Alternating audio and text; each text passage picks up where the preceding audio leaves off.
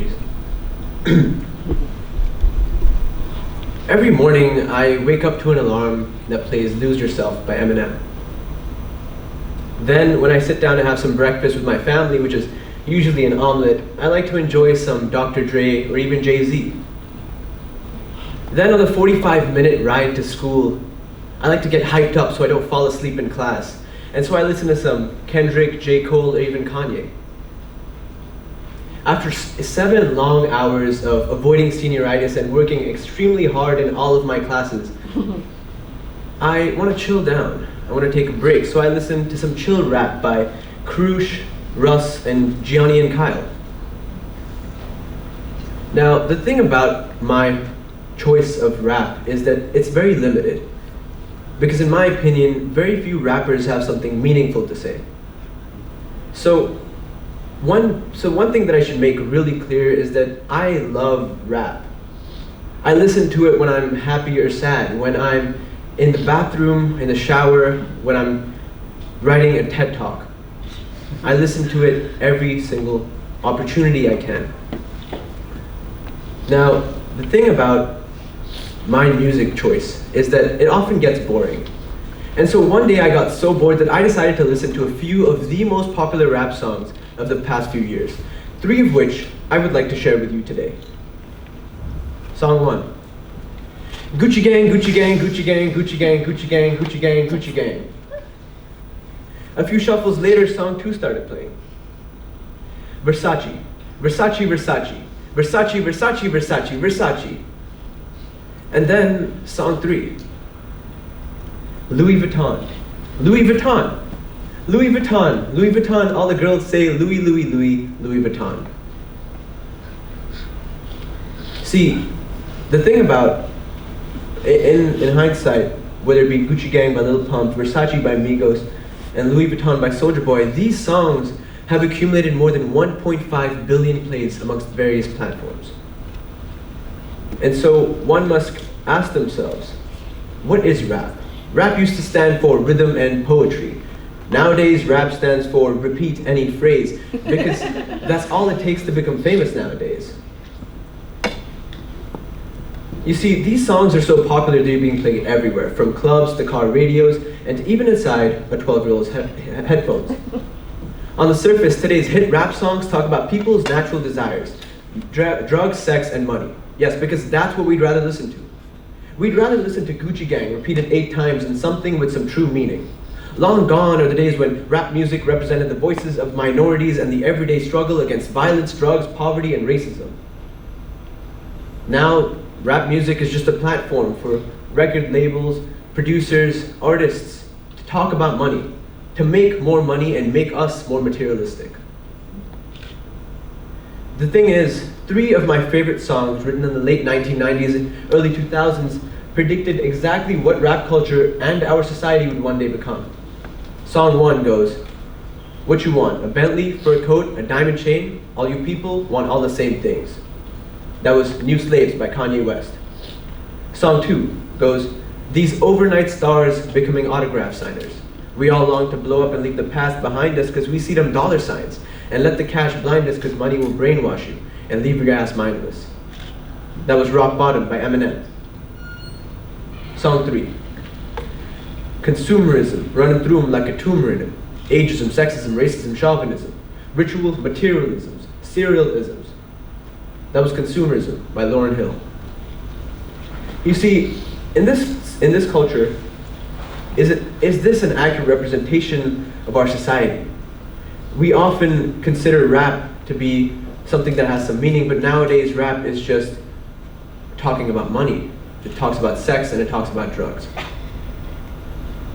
Let's go back to the early 2000s when Kanye became the first non-gang affiliated rapper to shine in a culture that praised gangster rap. When Eminem became the first white rapper to shine in a culture that was exclusively for African Americans. When Lauryn Hill became the first female rapper to shine in a male-dominated industry. And in doing so, the 3 broke the molds that society had formed surrounding rap culture, paving the pathway for music to be an avenue to discuss the everyday issues we face in our lives. Now compare these 3 iconic rappers with Lil Uzi Vert, Lil Wayne, Lil Pump, Lil Yachty, Lil Peep, Lil Xan, Lil Jon, Lil Durk, and the rest of the littles. They each have a song about drugs, a song about money, and a song about sex. And most songs, surprisingly, not so much, talk about all three. So let me ask you, what does it take to be a successful rapper today? Let's look at this story has two parts. The first part is figuring out your rap name. So what you do is you go to a random name generator and you click generate 5 times. Let's say it gives you Kim, Rob, Pete, Tracy, and Debbie. Now, no one wants to listen to a song by Pete, Tracy, or Debbie. So what you do is you add a little in front of them all. And now you have Lil Kim, Lil Rob, Lil Pete, Lil Tracy, or Lil Debbie. Now, many of you may be thinking to yourselves, come on, Avinash, at this point I can't become famous with a name like Lil Debbie or Lil Pete. Which is why the 5 rappers I just mentioned are real rappers, who have built real careers talking about sex, money, and drugs. Now the second part of the story is much easier. You write a song. If you asked someone to write a song in the late 1990s or early 2000s, they would have had to take months to prepare and formulate their lyrics and the beats that they were rapping to. But they're not writing songs anymore. They're writing meaningless songs. Songs that purely have no meaning, whether it be about sex, drugs, or money, anything for that matter. And so writing songs is quite easy. Let's take an example. Ryan Higa, a popular YouTuber, recently spoofed what rap culture is today. And he created a song called 8 Grapes in My Mouth. Let's take a look at what he came up with. Grapes in my mouth, 8 grapes in my mouth. Started with 1 and then now I got 2 and then now I got 3 in the bowl. And now I just swallowed a bit, so I gotta load up on another bowl. Wonder how much I have. All the rappers are rapping. I know it's time to put some more grapes in our mouth so we can say 8 grapes in my mouth, 8 grapes in my mouth. 8 grapes in my mouth, 8 grapes in my mouth. Wait, what? Why does anyone care about how many grapes they can fit in their mouth? I mean, looking at the song and our definition of rap being rhythm and poetry, this song has both. It has a really nice beat, I must admit, and it has rhyming words, which technically is poetry. So this is rap, isn't it? The thing is, today, to become a successful rapper, you need a name like Lil Debbie or Lil Tracy. You put on a really nice rainbow-colored wig, have some gold chains in your music video, and write a song about fitting grapes in your mouth, or about Gucci, Versace, or Louis Vuitton.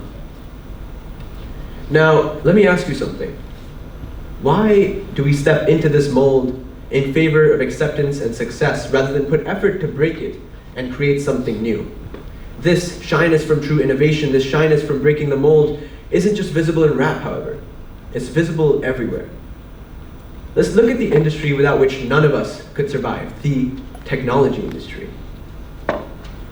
Now, all manufacturers, in my opinion, whether it be Apple, Samsung, Microsoft, Nokia, they all look the same now. These companies have found the ideal design, one that sells, not one that revolutionizes technology. And so large companies rarely innovate themselves anymore because they either have a blueprint for success or they're waiting to use someone else's. If you don't believe me, let's take Apple for example. How many of you here have iPhones? Now, I don't want to assert any claims, but how many of you knew that the Samsung F700 came out months before the iPhone did? The first iPhone. How many of you here have iPads? How many of you here knew that the HP tablet PC came out years before the iPad did? How many of you here have the archaic iPod? And how many of you knew that the Nomad 2 came out years before? You see, I don't want to assert any claims, but what I am saying is perhaps Apple isn't at the forefront of innovation as we believed it once was. Now, in the present, all Apple does is make their existing laptops thinner and lighter and their existing phones bigger and brighter. Now, for those of you who still believe that Apple is at the forefront of innovation and that each iPhone is different from its predecessor, let me give you another example. How many of you here know Elon Musk, or at least have heard of him? Now, for those of you who don't or haven't heard of him, he founded a company called SpaceX in 2002. And when he founded the company, he predicted we'd land on Mars by 2012. Because at the rate of innovation in 2002, anything seemed possible. Do you know what the biggest innovation to come out in 2012 was? Snapchat. A more efficient way to send obscene photos of yourself. Because that's what society wants. It fits the mold. It'll get you rich. Going to Mars will likely not do any of those, despite being a hell of a lot more innovative. So tell me, what happened to innovation? I turn on the radio and hear a rapper saying Gucci Gang. Gucci Gang, Gucci Gang, Gucci Gang, just Gucci Gang. Tell me, is that all you gotta do for fame? What happened to taking lyricism to a new terrain? Why do rappers only talk about what's corrupt in the brain, talking about cocaine and popping bottles of champagne? Not just that, they talk about designer brands and people listen, never talk about what matters, just things that glisten. Talk about the fake love, not the real love that's missing. Is this the kind of future we want for our children? All we need to do is start promoting everyone's uniqueness. Tell them to crack the mold and to break it into two pieces. Tell them that if they stay in the mold, the value of their work decreases.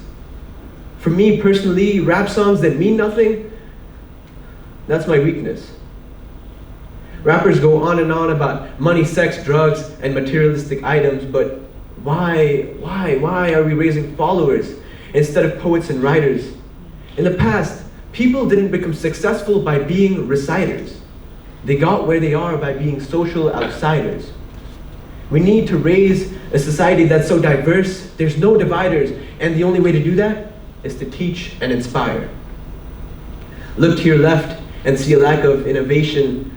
Look to your right and see a failing education that's continuously teaching everyone to be the same and chase that money instead of true creation.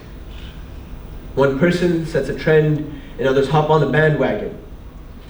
It's 2018, what did you think would happen? Someone sets the mold and everyone acts like they're craftsmen. Why can't people be different and find their own passions?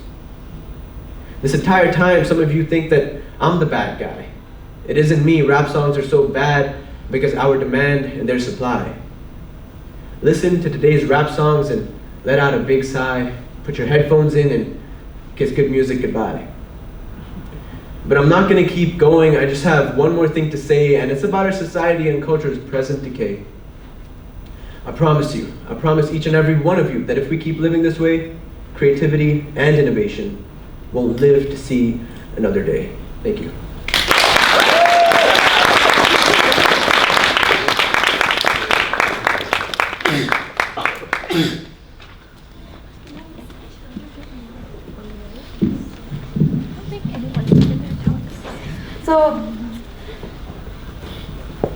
So I encourage you all to reflect on Avinash's talk. Think about how it fits into what we talked about earlier, about delivery, about expertise, about organization, and about content.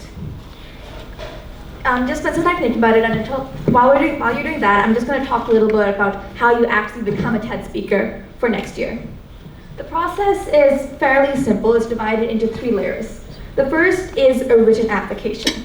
This point will take place in late September to early October. There'll be an email sent out to the whole school, and there will be a lunch meeting for all interested speakers. In this written application, we expect a pitch for your talk. We don't want a completed talk. We don't even want your full organization. We want to see the seed of the idea that will power a fantastic TED Talk, an idea worth sharing. After this, the creators will vet all of these pitches together. And from these talks, from these pitches, these written pitches, around 20 speakers will be chosen for the semi-final auditions to be held in late October to early November. You'll be given around 2 to 3 weeks notification before that, and in this time, you'll be expected to write your speech. We may ask you to submit your speech script beforehand, and at these auditions, we expect you to deliver as our talk. You don't have to memorize it by this point. What we do want to see is a level of confidence in what you're talking about and a level of passion for your topic. You don't need slides, you don't need a memorized talk, but we do want to see that you know what you're doing and that you're willing to be coached further. From these approximately 20 to 30 people who audition, around 6 to 7 people, possibly more, possibly less, depending, will be selected for the final talks and the final event to be held in January 24th. It's 17th. 17th, January 17th, which is the week after we'll get back from winter break next year. So these final round of however many speakers, 6 or 7, will then be coached by curators through the process. They'll each be assigned an individual curator who will work with them to refine their talk, their organization, their content and delivery to finally present at the final event.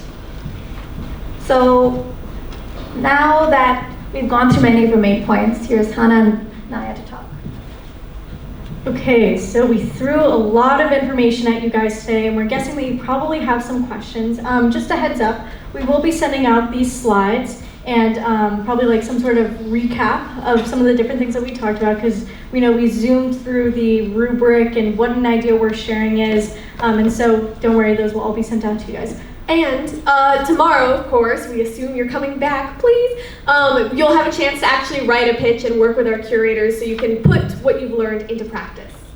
Yeah, and so if you don't have, like, if you were one of these people who came without an idea in mind, that's okay. You'll just get the experience of writing a pitch. And if you're someone who's here just to work on your public speaking skills, that works too, because at these pitches, when we share these pitches within our groups, we'll be going over public speaking skills and eye contact and all of that stuff, as well as developing the idea. And if you're here because you want to be a TED speaker and you know what your idea is, fantastic, because you're already getting preliminary feedback from curators, yeah? And now we will take questions about anything about TED, really. Wow, did we do that good a job? You have no questions at all. There we go.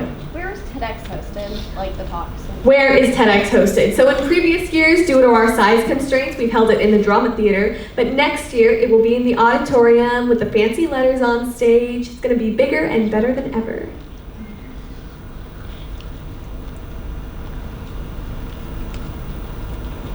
Yeah? Normally, how many people tend to audition for the TED speech? How many people tend to audition? Well, we choose 20 people to do the speaking audition, but the number of applications we get ranges anywhere from 50 in lower years to almost 100 or more in years where people are extra excited.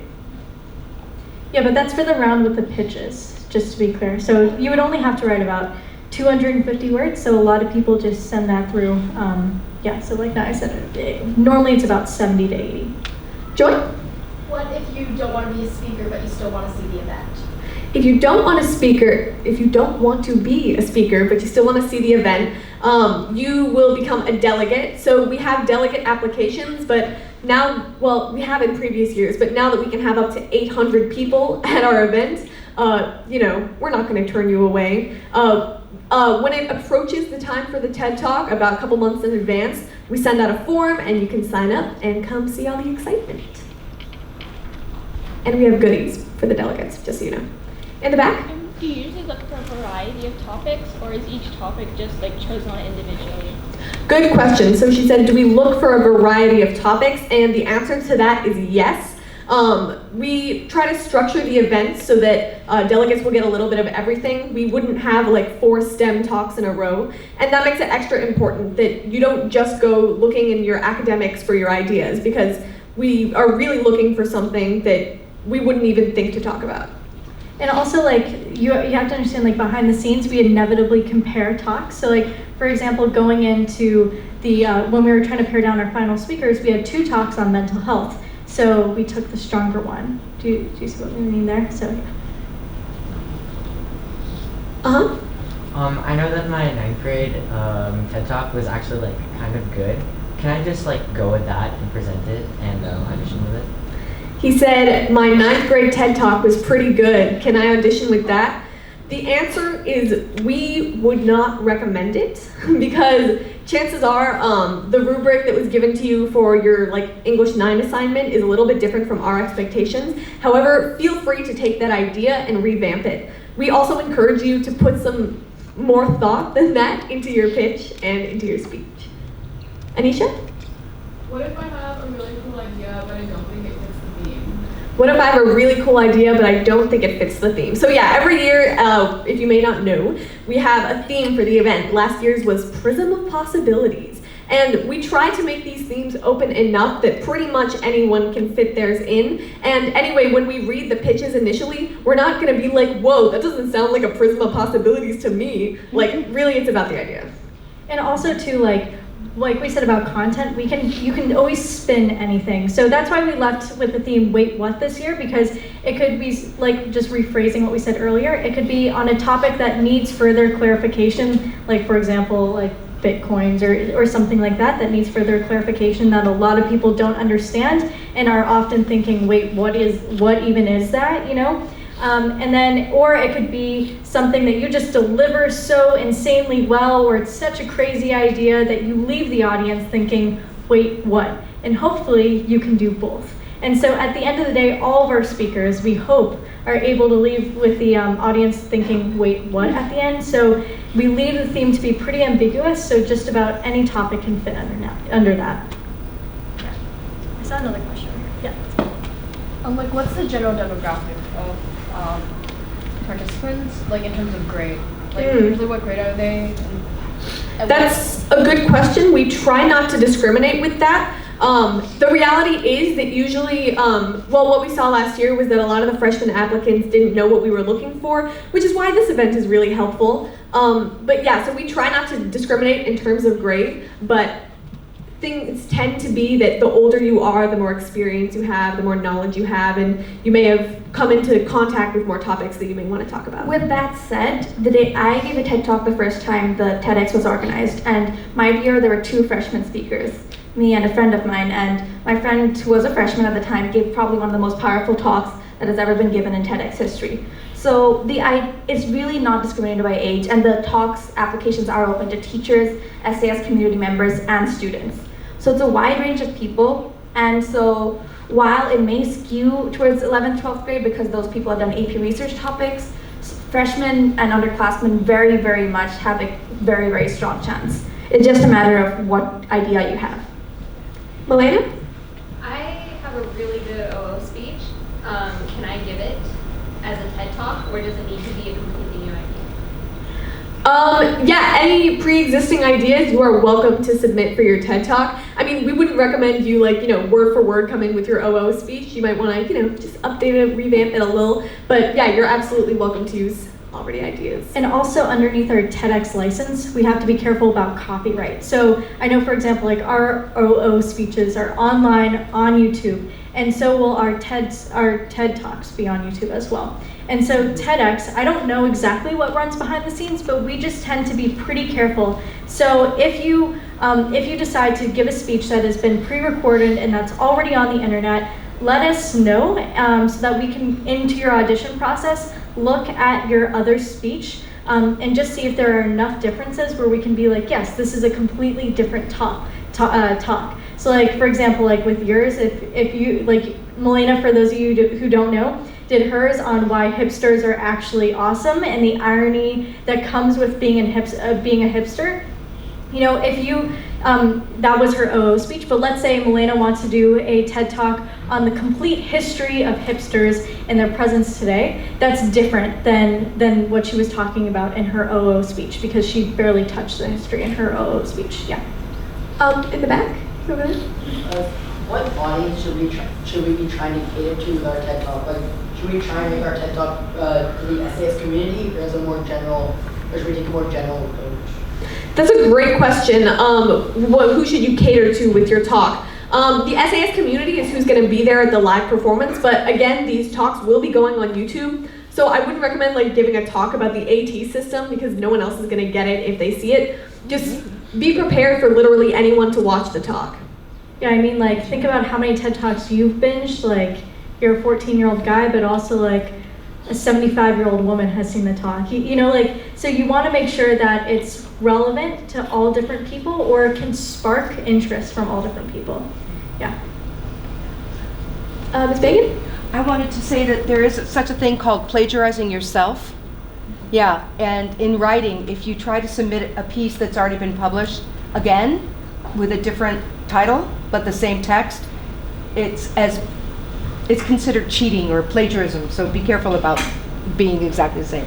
So that was good. Then the second question I had was, can you tell us a little bit about the executive committee and what that's about? The ones that are wearing the black shirts. Yeah, so our exec team, you see us kind of spotted around. Basically, this is the people who run everything behind the scenes. We have different committees for each thing that needs doing. We have everything from delegates coordinating committees who get all the guests sorted out. We have a photography and videography committee. We have the curators who do the, speech managing, and then we have the event managers who take care of the logistical stuff, and several other committees, each of them equally important because, yeah, man, it's a lot of work. Next year, we will likely not be needing any new people in our executive team. However, that may change, but so don't expect, exec team applications. However, if, we may or may not at any point be, putting out feelers for a couple new people.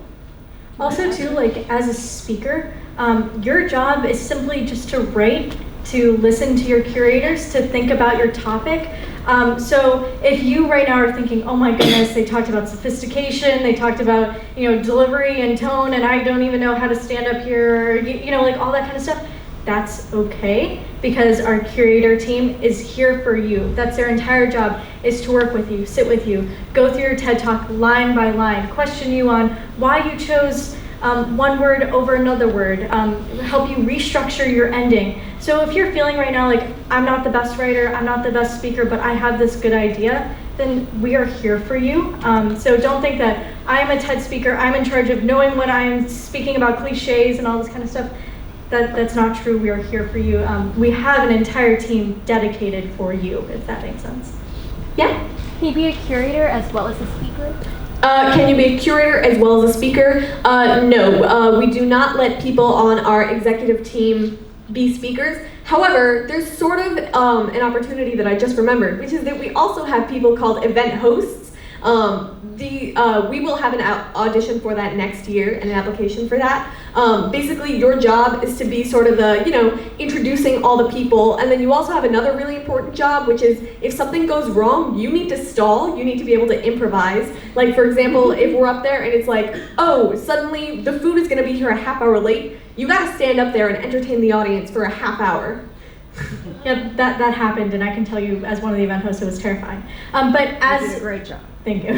But so for your question though, if you want to be a curator, Tommy is a great example because where's Tommy? Tommy's right there. She was a speaker and then became a part of the executive team. So we find that people hopefully like working with the TED team and want to contribute back and help other speakers. And Tommy, while she had a fantastic idea, she herself is a great writer and great speaker. And so that's something that we are more than happy for you to apply after you've done the speaking, but we don't want you working on the executive team and working on a speech side by side. If that makes sense. Yes? So can you both be an event host and a speaker, or no? No. Yeah. Suppose if I were chosen to be a speaker and I didn't like what my curators told me, do I have to change my speech? If my curators are editing my speech and I don't like what they're telling me, do I have to do it? In the end, no, you do not. You can disregard every single one of our suggestions. However, as all curators are chosen primarily based on their experience with, presenting and writing. We have actors, we have accomplished writers, and so it would be in your best interests to at least consider their suggestions. But if you really hate something, one, talk to us. We're not going to be like, that's it, you're out of TEDx, I don't never want to see you again. We're willing to compromise. It's a process that's highly collaborative, but we're here to help you. We're not trying to make your talk something you don't want it to be. Yeah, I think that's really important, and that's something as curators we talk a lot about how you help a speaker stay true to their own voice while guiding them to explain their idea in the most profound way. So just to let you know, when we do give feedback, we're trying to help you, not trying to bash your idea or anything like that. So yeah, that's what. So you'd be a fool not to listen to every single you shouldn't listen to every single piece of feedback. You have to make some of your own decisions.